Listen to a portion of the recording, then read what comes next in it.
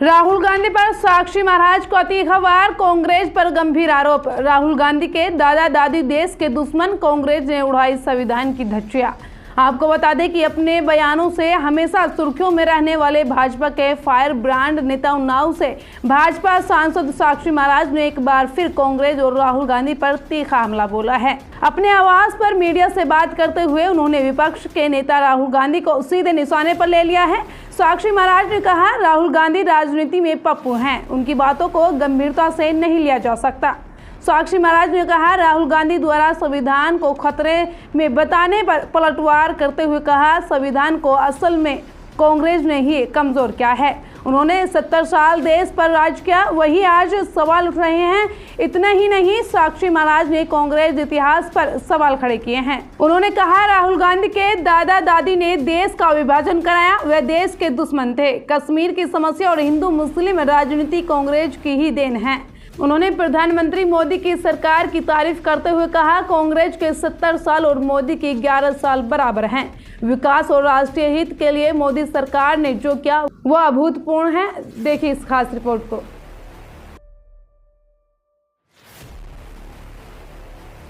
वही अखिलेश यादव हैं जो भारतीय जनता पार्टी पर जाति की राजनीति करने का आरोप लगाते हैं।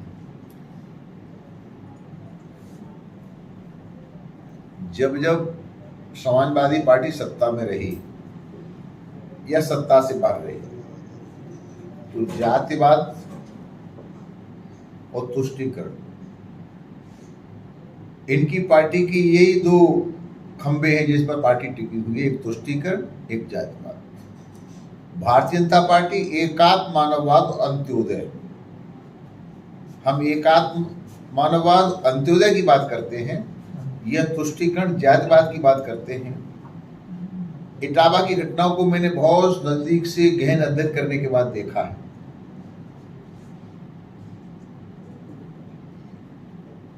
छद्मवेश में किसी को धोखा देने के लिए, भ्रमित करने के लिए अगर कोई भी क्यों न हो, बहुत बड़ा अपराध है। मैं एक बहुत बड़ा दृष्टांत प्रमाण के साथ देना चाहता हूं। इस धरती पर रावण से बड़ा कोई विद्वान नहीं था, उसकी नाभि में अमृत था, और उत्तम कुल का, ब्राह्मणों का भी ब्राह्मण, उत्तम कुल पुलस्त करनाती शिवरंज पूजे वो भांति। जब वो सीता की चोरी करने के लिए एक महात्मा बनकर के गया तो जानते हो गोस्वामी जी ने क्या कहा? उत्तम कुल पुलस्तकर नाती शिवरंज पूजे वो भांति, सो 10 शीश स्वान की नाई। उस ब्राह्मण को कुत्ता कह दिया गोस्वामी जी ने। किसी ब्राह्मण ने तो बुरा नहीं माना, कोई लड़ाई झगड़ा तो नहीं हुआ, क्योंकि वो वेश बदल करके गया। इटावा की घटना भी ऐसी है।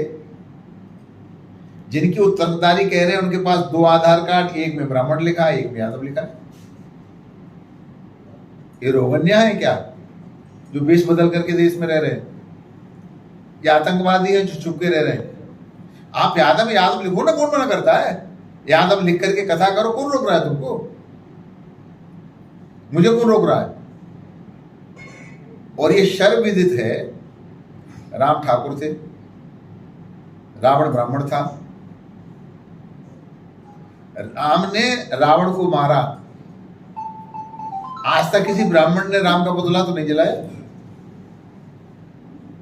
क्योंकि पता था वो गलत है। तो ब्राह्मण तो इतना समझदार है, इतना बड़ा उत्तम कुल का सबसे बड़ा पंडित, राम ने भी जिसे पूजन के लिए बुलाया, उसका पुतला तो किसी ने नहीं जलाया। राम का पुतला तो किसी ने जलाया, क्यों हमारे भगवान, हमारे पंडित जी को क्यों मार दिया? तो यहां गुणों से पूजा होती है, जाति से पूजा नहीं होती। जहां तक भागवत का, कथा का प्रश्न है, तो भागवत के पहले वक्ता सुखदेव जी महाराज तो मल्ला जाति से, निषाद जाति से आते थे। आज तक तो ब्राह्मण ने नहीं कहा अगर ये निषादों की लिखी हुई भागवत है हम इसको नहीं छुएंगे। व्यास तो मल्ला के बेटे थे। कौन से व्यास? जिन्होंने 4 वेदों को लिपिबद्ध किया, पुराणों की रचना की। और वाल्मीकि रामायण लिखने वाले दलित समाज से वाल्मीकि जी आते थे, जो रामचरितमानस है उसको लिखने वाले तो ओबीसी समाज से आते थे।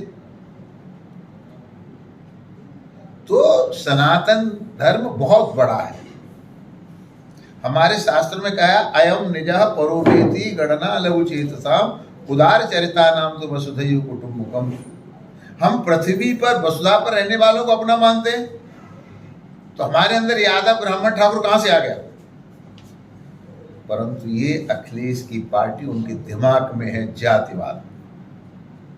जो जातिवाद का जहर घोल घोल के राजनीति करना चाहते हैं। पर याद रहे, अब देश की जनता जाग गई है।